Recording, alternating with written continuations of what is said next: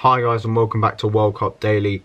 Another incredible day of football in the World Cup. I know I missed yesterday, which was also another incredible day with Spain knocking out the host, Russia, the host, knocking out Spain completely unexpected on penalties, and then obviously the dramatic penalty shootout between Croatia and Denmark, and obviously Modric just missed before, like minutes before the end of extra time, but they went on to win the penalty shootout. But what a game, in particular in the second game of this day, but also a sort of routine standard win for Brazil earlier in the day against Mexico. But the game I'm going to focus on is going to be Belgium Japan, because what a game. I mean, the first half a little bit subdued, I think it's fair to say.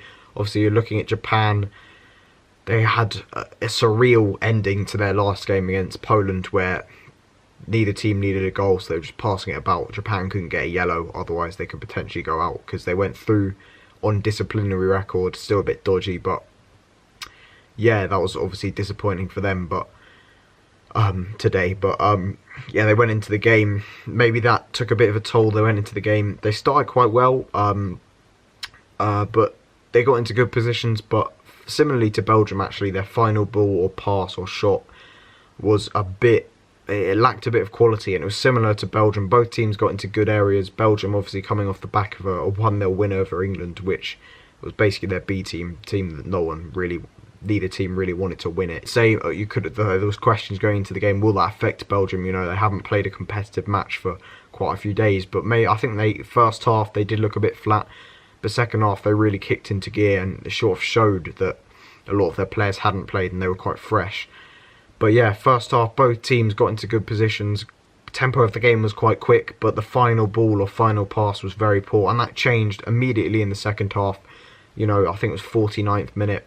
A swift counter-attack from Japan led to Hariguchi, a very good finish. It was a poor mistake from Vertonghen, actually. Lets it go through his foot. He should just sort of take that, and yeah, it was poor from Vertonghen. But, you know, any dig I can possibly have at a Spurs player, I'm going to do. But through to Hariguchi, it looks like he's going to take it early, and then he sort of shimmies, and it looks like he's sort of lost it. It looks like he's sort of been a bit too hesitant, but then he takes the snapshot all of a sudden, and it's a brilliant finish past Courtois. Absolutely superb.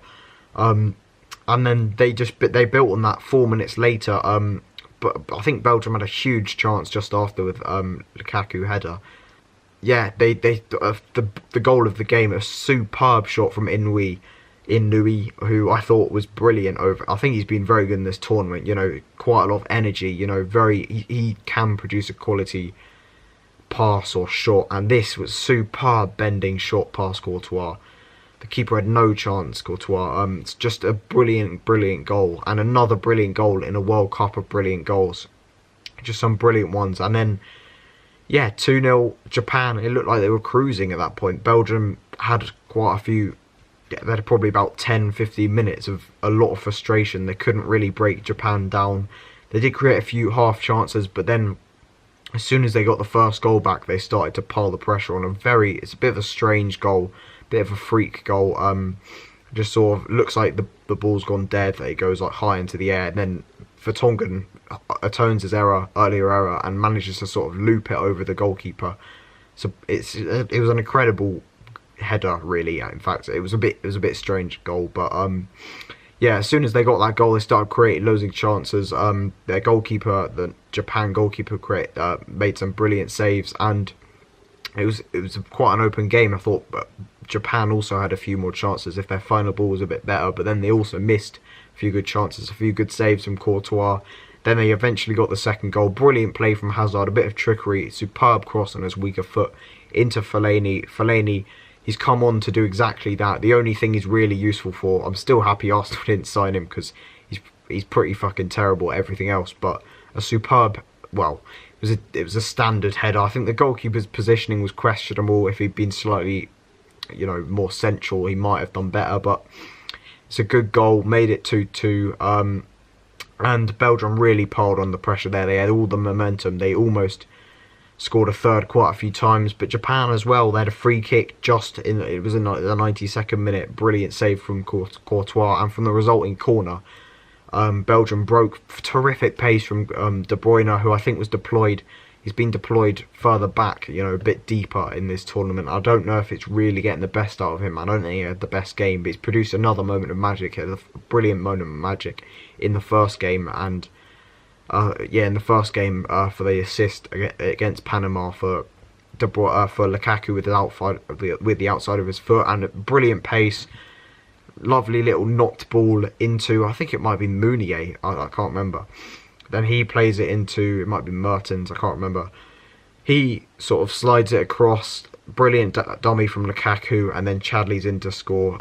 Chadli, as by the way, brilliant impact. You know, you want your substitutes to have an impact and effect on the game, and he really did. He was very good off the bench. I thought Lukaku had a bit of a mixed day in the first half, particularly. Probably could have had a few. He had one which he completely fluffed. Mistimed his sort of side foot. But in the second half, he was a handful at times. He should have scored. He had a huge chance with his head, but that was a brilliant dummy, and it's effectively won them the game. So yeah, Belgium looking relatively strong, although a poor first half and a poor period in the second half.